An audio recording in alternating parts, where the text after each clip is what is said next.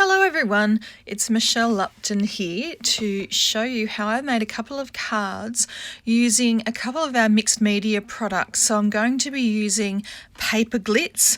So this first bit that I'm going to be showing you is using paper Glitz in the colour Pink Prom Night. Now you can see that paper Glitz is a very glittery product and it has a sort of a glaze background. So you can see as I move this onto this piece of cardstock, you don't have to add very much at all. And it's slightly transparent. You can build it up if you really want to, but I'm just adding it really thinly because that's the best way to get all the glitter showing through with this particular product. Now you can see how much it spreads. I haven't added very much at all there. It is really important to mix up this product because the glitter in this product will settle out at the bottom of the container. Now what I'm going to show you today is that I'm actually using some Gilding Flakes. Now you can get Gilding Flakes from a number of different companies. And what I'm doing here is I'm just using a sort of stiff stippling brush here to break up these Gilding Flakes into small pieces. And this panel that I've added the paper Glitz to is still wet. So I did this directly afterwards. Didn't wait any time at all. And I'm just basically sprinkling them on, and now I'm using a Teflon bone folder to just really gently press those into the paper Glitz. So I'm not applying very much pressure at all because I really don't want to disturb the surface of the paper Glitz. Now, paper Glitz will settle nicely and sort of level out on the paper, but I didn't really want to sort of press down really hard. I decided that I wanted a few pieces of Gilding Flakes that were slightly bigger, so I just went in with a little bit more, just tapping them down ever so gently with the brush. I don't want to use the brush too much because I didn't want to get any of the paper Glitz onto my brush. But here I'm going in again with my Teflon bone folder. And of course that bone folder I can just wipe off any paper Glitz that got onto it. And if it dries on it, I can just scrape it off. It's really easy. Okay, so I'm going to set that aside to dry. I'm just going to hold it up to the camera right now just to show you the effects that I've got here. All that glitter from the paper Glitz, but also some gold shine from those Gilding Flakes. Now, I'm going to use Gilding Flakes for this project as well, but I'm using a different product. So here I've got the Slimline Double Tree Line Stencil. I already had some Pixie spray on it. And what I'm using is a new product which is called Paper Glaze Ombre, and it's Paper Glaze Lux. So as you know, paper glaze has mica in it and it's very creamy and has a lovely sheen to it. Paper Glaze Lux is slightly thicker. In comparison to paper Glitz, it's significantly thicker, but it also has glitter in it. So it's a beautiful new product. It is really easy to use with a stencil. So it's got the glitter properties, it's got a mica base, and it's really, really beautiful. So this particular set is a set of 3 Paper Glaze Lux, and it's called Nutcracker Ballet. And I'm going to show you the other 2 colours in this set in just a moment. So I'm just cleaning up my work surface now. You can see it's relatively easy. This is a non-stick craft mat that I'm just cleaning it up with a baby wipe. And the big reveal, I'm just wiping off the edge a little bit here. I'm going to pull off this stencil and you'll see how beautifully this Paper Glaze Lux works with a stencil. Now, really importantly, same as with paper glaze, you need to go and wash your stencil immediately. Now you can see I've left this to dry for a few hours. I want it to be perfectly dry. And what I'm going to do now is something that I saw Nicole Peterson do in one of her lives. I've got a bottle here of isopropyl alcohol, just rubbing alcohol. I'm just spraying the surface of this dried Paper Glaze Lux, and I'm back with the Gilding Flakes again. So Nicole did this technique of spraying with alcohol and then she put foil over the top. So I thought, I'm going to try and see if this spraying with alcohol works with Gilding Flakes, and yes, it does.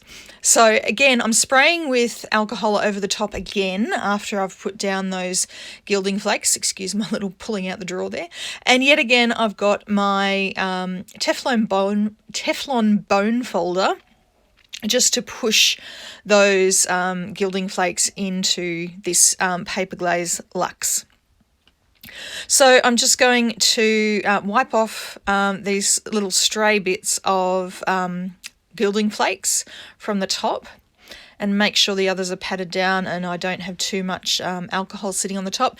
And that is ready to go. So you can see the beautiful mica shine, the glitteriness of the Paper Glaze Lux, but also those Gilding Flakes. So here are the three colours that are in this set. It's called Nutcracker Ballet, as I mentioned. What I've done is I've taken the pink colour and the very, very pale pink colour. I've also grabbed some Paper Glitz Sparkle. That's the white one on the left-hand side.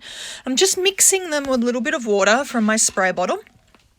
And I'm just going to use an old paintbrush to flick those three products onto the top to create a lovely sort of splatter effect in the sky above these trees. All right, so there's my panel. I'm just going to dry that. I used I'm going to actually pat down on this to get rid of some of the sort of bigger bits of water and paper glaze and paper glitz, just to get rid of the really big splotches and just dry that off with my heat tool. I just added a sentiment. So this sentiment is from one of the fancy sentiments, and I also added some of these little snowflake sequins from Oh Christmas Tree sequin mix. They're beautiful iridescent sequins. All right, for my second project, I'm going to be using that piece of white cardstock that I put some pink prom night paper glitz on, and I'm going to make another card. But for the background of this card, I'm actually going to be using a technique that is slightly modified from a technique that I saw in an online card class run by Christina Werner.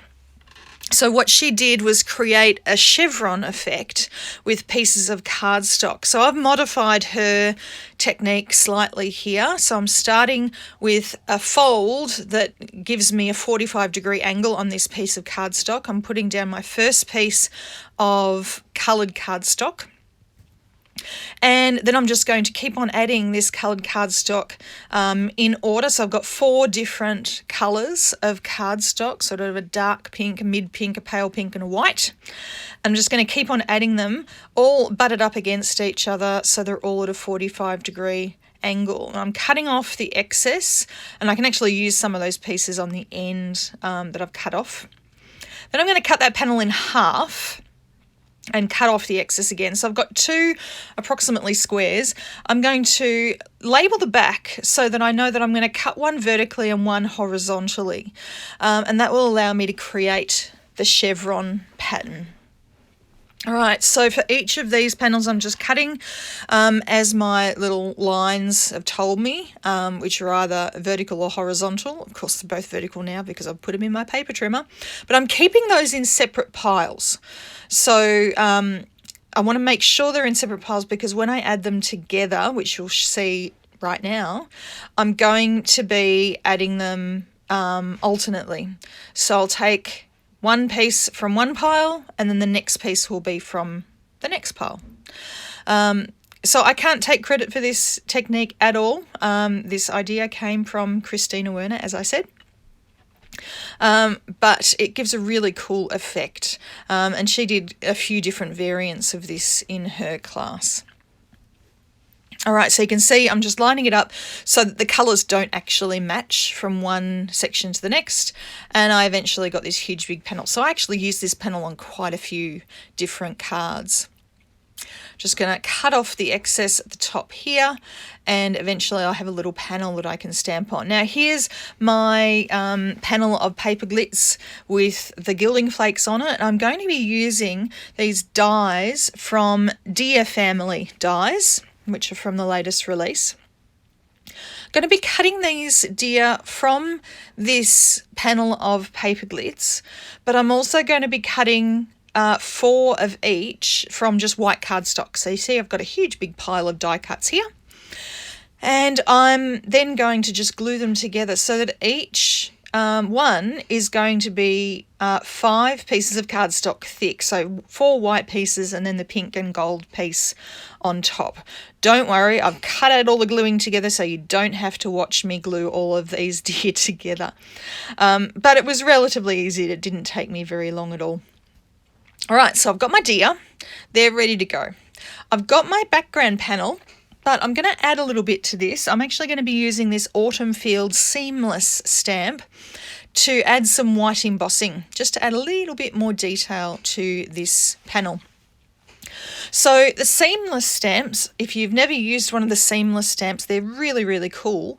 They're sort of square stamps that you can actually stamp vertically, one after the other, or sideways, left to right, one after the other, side by side, and get a seamless image. So you can actually make a panel as large as you want just by repeating the stamping of this stamp over and over.